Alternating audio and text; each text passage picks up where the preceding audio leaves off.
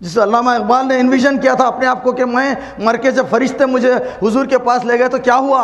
علامہ اقبال لکھتے ہیں حضور رسالۃ المعاب میں ایک نظم لکھی تھی انہوں نے طرابلس کی جنگ سے متاثر ہو کے. کہتے ہیں کہ گراں جو مجھ پہ یہ ہنگامہ زمانہ ہوا، جہاں سے باندھ کے رخت سفر روانہ ہوا. خیود شام و سحر میں بسر تو کی لیکن نظام کون عالم سے آشنا نہ ہوا. فرشتے بزم رسالت میں لے گئے مجھ کو، حضور آئے رحمت میں لے گئے مجھ کو.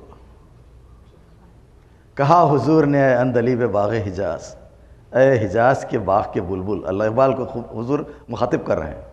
کلی کلی ہے تیری گرمی نوا سے گداز، نکل کے باغ جہاں سے برنگ بو آیا، ہمارے واسطے کیا تحفہ لے کے تو آیا.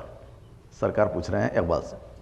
اب سنیے آپ اقبال صاحب کو. حضور دہر میں آسودگی نہیں ملتی، حضور دہر میں آسودگی نہیں ملتی، تلاش جس کی ہے وہ زندگی نہیں ملتی.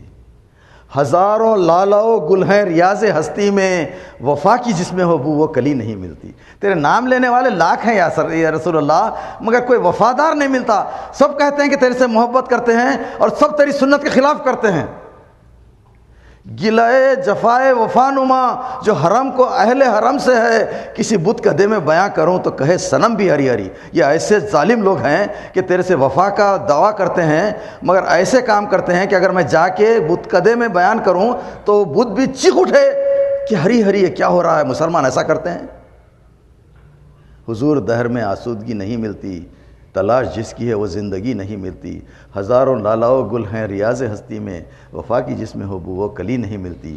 مگر میں نظر کو ایک آب گینا لایا ہوں، مگر میں نظر کو ایک آب گینا کرسٹل بال کو کہتے ہیں. مگر میں نظر کو ایک آب گینا لایا ہوں، جو چیز اس میں ہے جنت میں بھی نہیں ملتی. تحفہ حضور کے پاس لے گئے اقبال.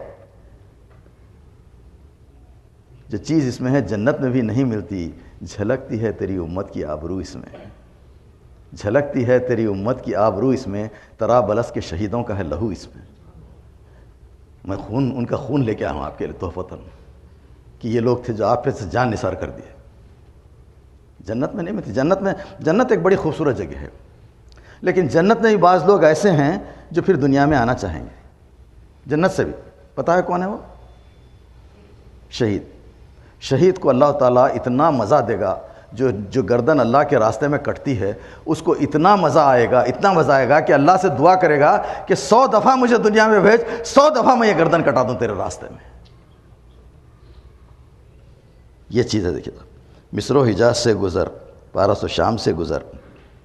اب آپ کے سمجھ میں آیا کہ شروع میں ہم اقبال جو انٹروڈیوس کرے تھے، اقبال کیسا انٹروڈیوس کرتے اپنے آپ کو؟ خاکی ہے مگر اس کے انداز ہیں افلاکی، رومی ہے نہ شامی ہے کاشی نہ سمرقندی. یہ بولا اقبال کی حق سے فرشتوں نے اقبال کی غمازی. گستاخ ہے کرتا ہے فطرت کی ہنا بندی، خاکی ہے مگر اس کے انداز ہیں افلاکی، رومی ہے نہ شامی ہے کاشی نہ سمرقندی. سکھلائی فرشتوں کو آدم کی تڑپ، اس نے آدم کو سکھاتا ہے آداب خداوندی. اقبال ایسا جوہر، ایسا ہیرا ہمیں موجود تھا، اس کا کلام موجود ہے. کتنے لوگ ہیں جو کھول کے دیکھتے ہیں اس کو. جس کا عمل ہو بے غرض اس کی جزا کچھ اور ہے، جس کا عمل ہو بے غرض اس کی جزا کچھ اور ہے. حور و خیام سے گزر بادا و جام سے گزر. عبادت جب ہوتی نا، یہ واقعہ جو ہے بڑا اہم واقعہ ہے جو تصوف کی دنیا میں بڑا اہم مانا جاتا. آپ نے کئی بار سنا ہوگا کہ حضرت رابعہ بصری رحمۃ اللہ علیہ ایک مرتبہ عالم وجد میں آگ کا شعلہ اپنے ہاتھ میں لے کے بھاگنا شروع کر دیا اور اللہ سے کہتی تھیں کہ اللہ اگر میں تیری عبادت اس لیے کرتی ہوں کہ اس آگ سے بچ جاؤں تو میں واقعی اس قابل ہوں کہ اس جہنم کی آگ میں جھونک دی جاؤں، اور اگر میں تیری عبادت اس لیے کرتی ہوں کہ مجھے جنت ملے تو میں واقعی اس قابل نہیں ہوں کہ جنت میں جاؤں. میں تیری عبادت تو اس لیے کی جانی چاہیے کہ وہ تیرا حق ہے. تو یہ علامہ اقبال اور پورے غالب نے اس کو کہا تھا کہ طاعت میں تا رہے نہ میو انگ بھی کی لاگ.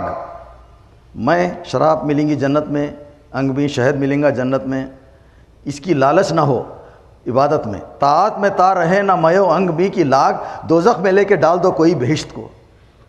جنت کو لے کے جہنم میں ڈال دو، اپنے ورنہ نئے بانس نہ بجے بانسری۔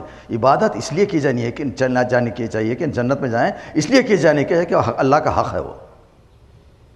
تو یہ کر رہے ہیں کہ بے غرض عبادت ہونا چاہیے، بے غرض جو ہے نا عبادت ہونی چاہیے۔ اسی ایک جگہ اور کہتے ہیں علامہ اقبال کہ سوداگری نہیں یہ عبادت خدا کی ہے۔ اٹس ناٹ اے بزنس، ہاں سوداگری نہیں یہ عبادت خدا کی ہے۔